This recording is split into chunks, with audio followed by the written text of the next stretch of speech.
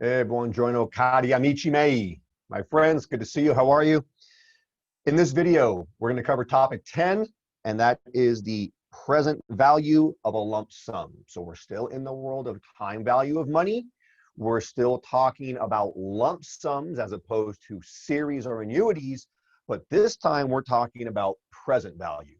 Let's jump in, let's get our formulas, and let's also see the applications, okay? The time value of money, again, is probably the single most important concept in personal finance. You'll recall from last time, pardon me, 2 times ago, that the definition we gave, that discounting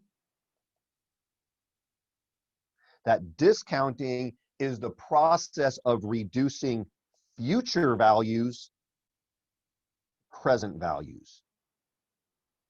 In other words, discounting is taking future values and bringing them back to the present, okay? So discounting is the process of reducing future values to present values, and it can be calculated either for a lump sum or for a series of cash flows. This time around, we're talking about the present value of a lump sum. The present value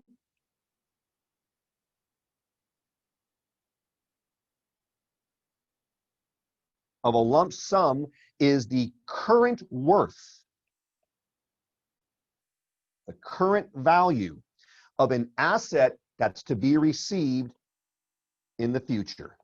So critically, the present value of a lump sum is the value today of an asset that you're going to receive in the future. Alternately, you can look at it differently.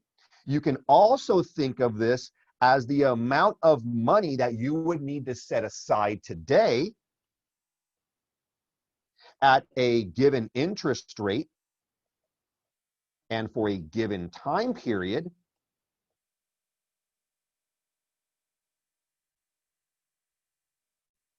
so that you can have some desired amount of money in the future. It's really the flip side of the definition. The present value of a lump sum is the current value today of an asset that you're going to receive in the future. But you can just really think about that more fluidly and see it as the amount that you would have to set aside today given a particular interest rate and a particular number of time periods in order to get some desired amount that you want in the future. To do these calculations, you're going to need a few different variables. Number one will be the future amount of money. That's the future value.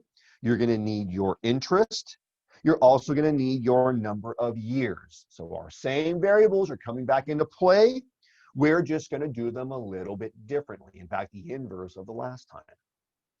As always, if you're ever confused, you can use a timeline to visualize these cash flows. You can use a timeline to kind of graphically see what is abstract in words or symbols.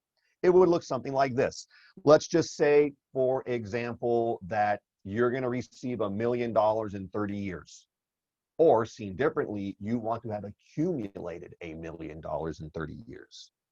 So your future value would be $1 million. Your N would be 30. And let's just make up an interest rate. You're going to grow it at 6% or whatever. Well, the timeline looks like this. 0, that's today. And you've got all your years. And we'll take it down here to year 29 and 30. You want to have $1 million in 30 years, right? That's your future value. You want to figure out how much you have to set aside today to get there, or seen differently, if you were going to be given this money in 30 years, what would it be worth today? And to do that, we're going to pull that back to today, which is the present value, which you're going to solve for. So you're going to take that $1 million, you're going to pull it back, discount it, and critically, you're going to discount it by the interest rate. Okay, and that's what it looks like visually. Obviously, the go-to on this, we're going to use formulas. The formula here is just the inverse of the one that we learned in our last topic.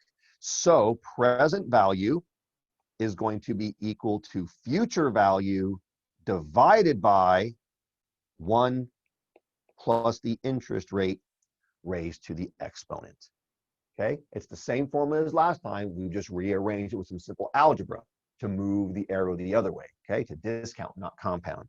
So the present value of a lump sum, again, talking lump sum here, is the future value divided by 1 plus the interest rate raised to the exponent, which is the number of years or periods involved, okay? Now, as we did before, you can have a little shortcut approach here. And that shortcut would be, you can determine the present value of a lump sum by multiplying the future value amount by what we're going to call the present value interest factor. The present value interest factor, which we can abbreviate to PVIF. You can get this from a PVIF table. You can just search it. There's one in the textbook. They're everywhere. But the shortcut here is you can determine the present value by multiplying the future value times that factor. In other words, the present value is equal to the future value multiplied by the PVIF table, given a particular interest rate and number of periods. Obviously, much like we learned last time, this value, this factor value, represents that number there in the formula. So again, it's just a very convenient way in shorthand to solve these problems, okay? If you were to take a look at the PVIF table, you would observe that the factor, the PVIF factor, is lower. The factor number decreases as the number of years increases. This implies, my friends, that you need less money to achieve a specific future value when the money is invested for a greater number of years. In a similar fashion, you're going to need less money. Less money is needed to achieve your specific future value goals when the money is invested at a higher rate of return. So if you were to take a look at a PVIF table, you would see that as you go across in your interest rates or increase your years, the factor value changes. Again, the takeaway, which we always hammer home, more time, higher rate, better for you. Okay? With that said, let's do some practice questions. Again, if you want to work these out, you can pause the video now, and then we'll get back together when you're ready, and we'll solve them. Okay, let's go. Question number 1. You would like to accumulate $50,000 for a house down payment in 5 years by making a single investment today. The word single is critical. That implies lump sum. You can earn 7% annually. Critical question, what dollar amount do you need to invest today to reach that goal? Let's first get our variables. The present value, well, that's what we're solving for. How much do we have to have today? The future value is going to be the $50,000. Your N is going to be your 5 years. And your interest rate is going to be your 7%. So we've got our variables. If you were confused, you said, I don't quite see how this works out, fantastic. Let's see it. Let's visualize. You can make a timeline. Years 0, 1, 2, 3, 4, and 5. You know that you want in 5 years to have $50,000. That's your future value. You're trying to figure out how much you have to put in today to connect the present and the future. You move time with interest. So we're going to pull this back at 7%. And that number is what you need. Okay? You can get it through the formula. The present value is equal to the future value divided by 1 plus the interest rate raised to the n, which will be equal to the future value. Actually, let's just put the number in, which will be equal to 50,000 divided by 1.07 raised to the 5. And if you solve that out, you would get $35,649. You can see this in two ways.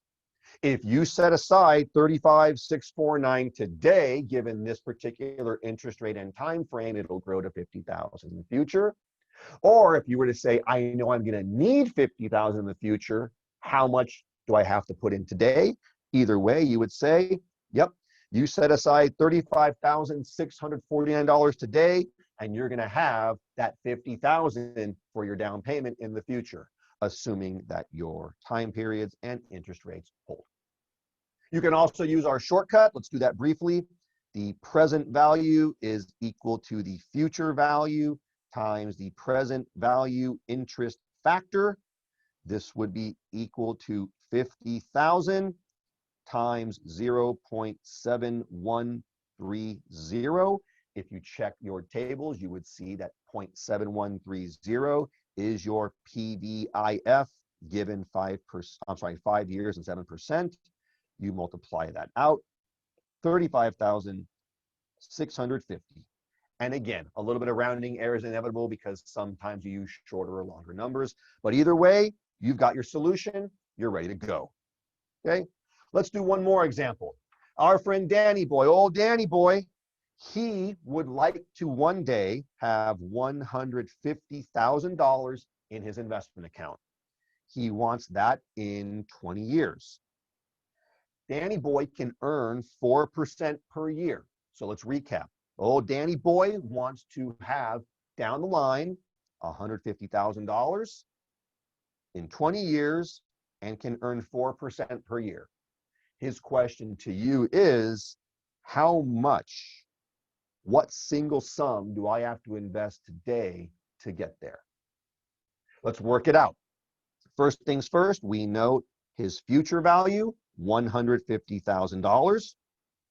We know that his N is 20 years. We're given that his interest rate is 4%. And of course, we're solving for the amount today, the present value. That's the unknown. That's our question marks. If you wanted to put some graph behind this to kind of see it, you could say this. You know, today is 0. That's our present value. 1, 2, and up to years, let's say 19 and 20. Danny Boy wants to have $150,000 in 20 years. That's his future value.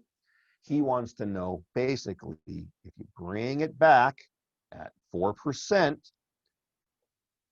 what's the present value that he needs to invest right now in lump sum? Okay, we can get this a few ways. Let's crunch it out. Formula way first. Present value is equal to future value divided by 1 plus the interest rate to the n equals $150,000 divided by 1.04 raised up to the 20 equals $150,000 divided by 2.1911 is equal to $68,458.04. That's what Danny Boy has to set aside today to get that. We could also take the shortcut approach. We could say, let's figure the table approach. The present value is equal to the future value multiplied by the present value interest factor for 4% and 20. That is going to say that it's equal to $150,000 multiplied by 0.4564. You multiply that through. Danny Boy needs to set aside $68,460,000 today. Again, small rounding errors, not a problem. The big picture is time, interest, your friend. A lump sum today of $68,460, given these parameters, will yield $150,000 for your long-term financial goals. Thanks for this. We've now finished up the lump sums, present and future value. In our next two videos, we're going to move from the lump sum approach to the series approach, to the annuity approach.